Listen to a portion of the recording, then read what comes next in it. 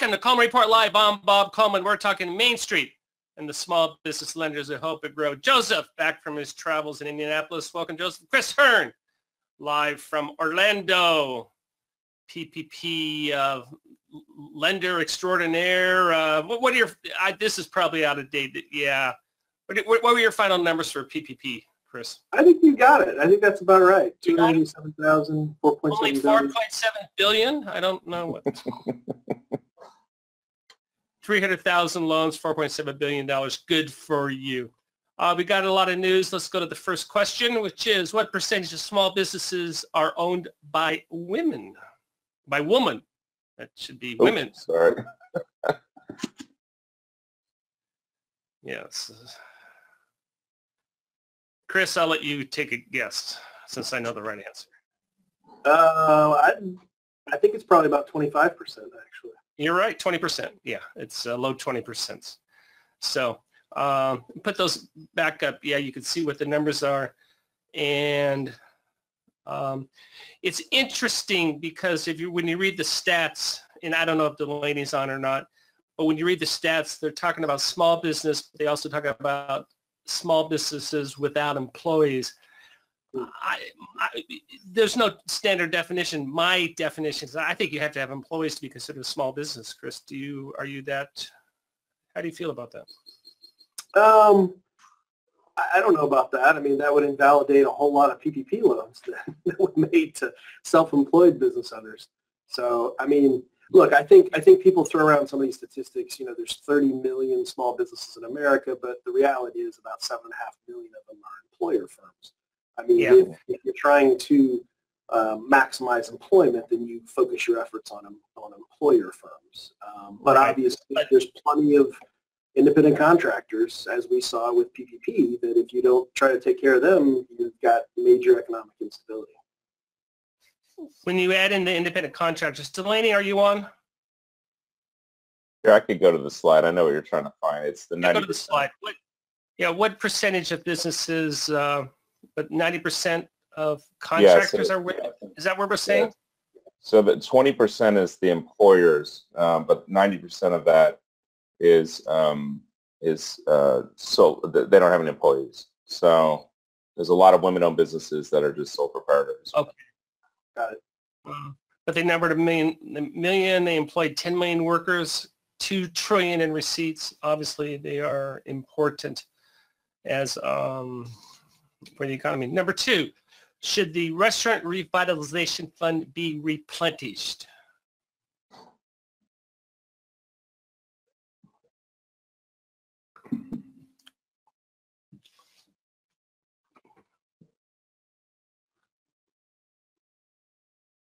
Interesting. Chris, what's your take on that?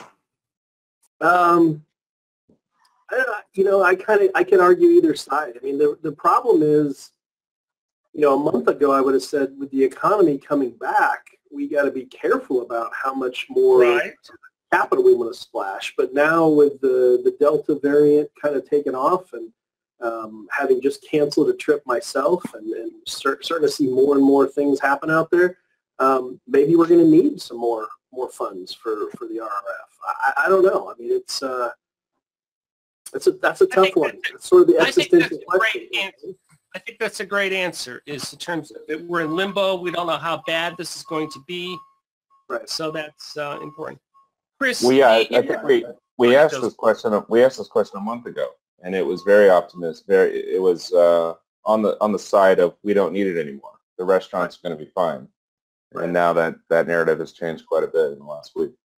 Yep. What were you going to say, Bob? Infrastructure has passed the Senate. I know what's in there for Main Street. Well, it's probably more what's not in there, which is they're yanking some funds away from SBA programs. Now, the reality is they're probably not. The House is in recess and won't probably take this bill up until the second week in September, and even then, it may take them a couple weeks to actually get it done and passed. I think it will go and be passed to the House. But by then, you're talking at the end of September, which is when all the SBA loan program enhancements are set to run out anyway. So I don't think they're going to quite get the level of pay-fors that they wanted to try and help pay for this infrastructure bill. They're going to have to get other places, and I'm not sure where they're going to get it from. So yeah, I don't know. There's a lot in the bill we don't know, right. and they're writing it on the fly. So we'll see what they end up determining for SBA and other. Now, if you're programs. If you're a contractor, I suspect there's a lot in this bill in terms of if you're going to be a subcontractor for some of these along these large projects. But other than that, we don't know enough right now. So yeah, unemployment continues to be a problem for small business. Do we know what's in this bill addressing that issue? Is it extended? Are they benefits? We don't know yet. Okay. No, there's nothing and in obviously, there. Okay. What is your current individual SBA department outlook for the rest of the year? Are you planning on hiring? Are you going to let some people go, or we're going to move on as we have been? The reason why I asked this question is I know that we geared up a lot for PPP, and what is the thought of it? I know there was contractors have been hired, and wow, very good. Everyone's rocking and rolling, Chris. Yeah, we'll probably increase our employees by a few more between now and the end of the year. But we've hired a number of people already this year. We probably good. hired. Well, that's good for the industry. We don't talk about this much, but SBA has been changed forever. Yes. From this round of PPP. The perception's been changed forever in Congress and by Main Street, and it is going to be, going forward, it is going to be significant in meeting capital access demands for small businesses. So, well, I agree with you, Bob, and I think the interesting point of all this is what does that mean for SBA going forward?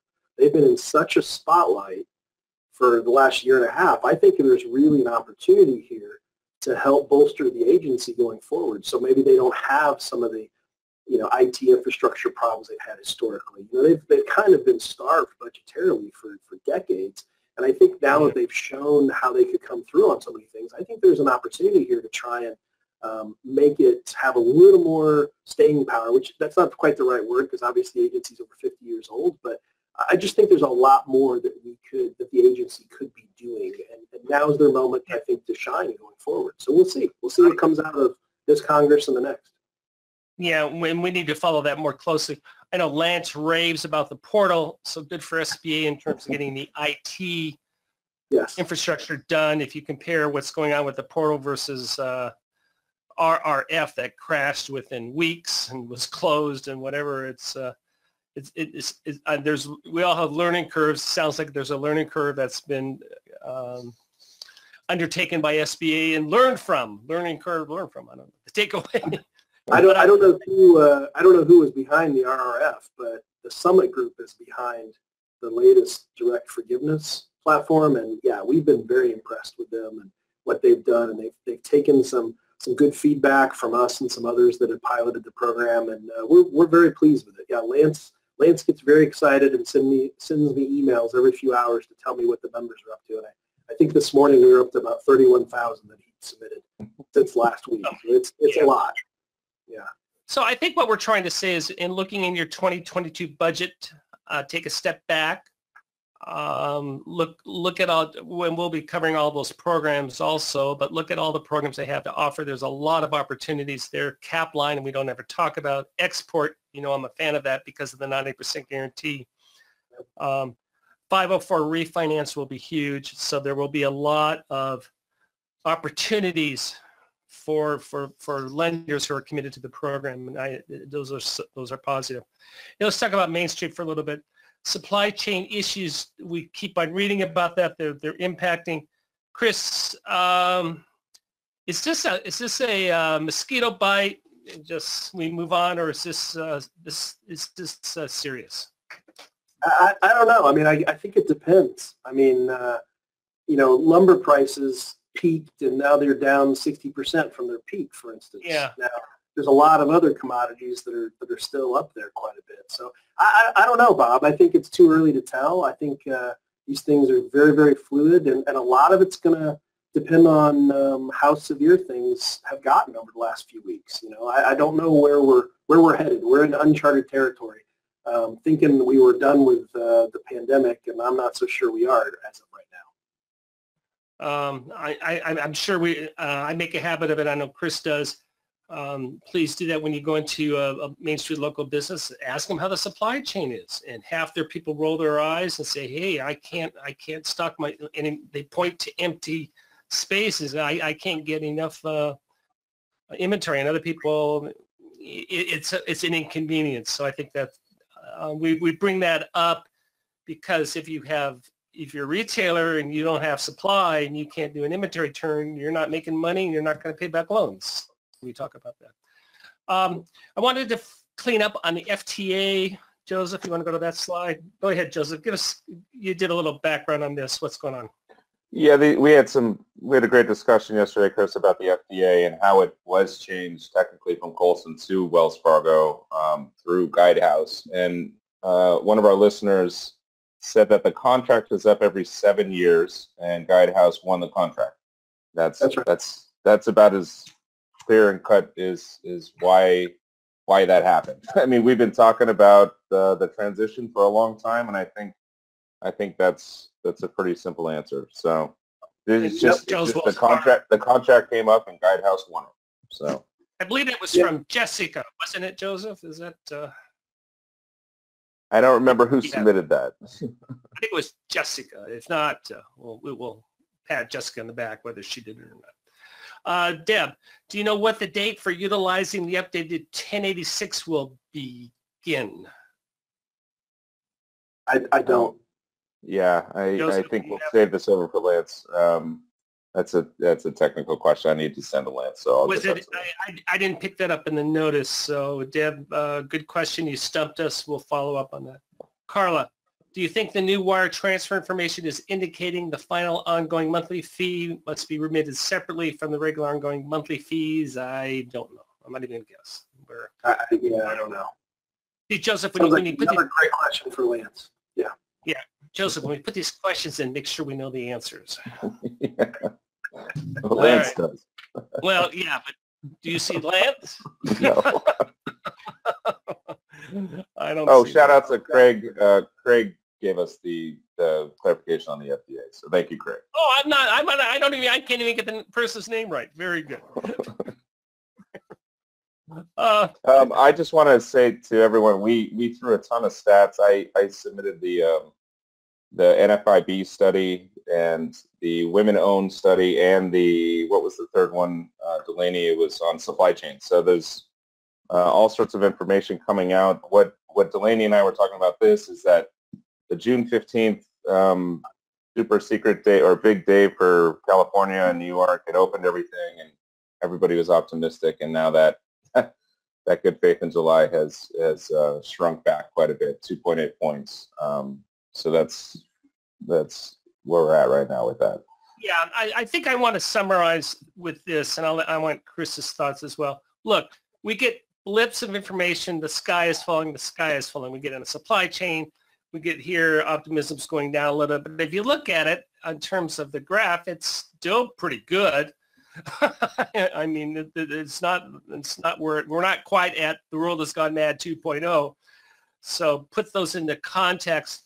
I think just the best research you can do is talk to your borrowers. When you go out to restaurants, I always ask them, hey, how are you doing? How's business?